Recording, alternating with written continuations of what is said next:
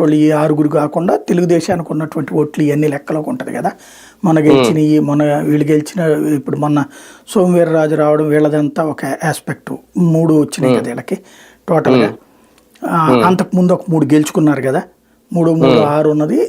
తర్వాత వీళ్ళకు ఉంది. ఇప్పుడు నెక్స్ట్ ఇంకా ఓటింగ్ ప్యాటర్న్లో చూసుకున్నప్పుడు సగం దగ్గరకు వచ్చుంటే ఎప్పుడో దించేసేవాళ్ళు. ప్రస్తుతానికి వాళ్ళకి 65% దాకా ఉన్నారు. ఇది ఎన్ని పోను కూడా. ఇంకొక మేబీ ఇంకొక 5-6 ఈ జగన్ అరెస్ట్ అయితే అప్పుడు భయపెట్టచ్చు వాళ్ళని. భయపెట్టి మీరు అందరూ దించేయమని చెప్పి అడగచ్చు. అప్పుడు జరిగితే జరగచ్చు మేబీ. కానీ ఇక్కడ ఆమె ఒక మహిళ, అది కూడా మైనారిటీ మహిళ అయి ఉండి వైసీపీకి రాజీనామా చేసి బీజేపీలో చేరడాన్ని ఎలా చూడాలి?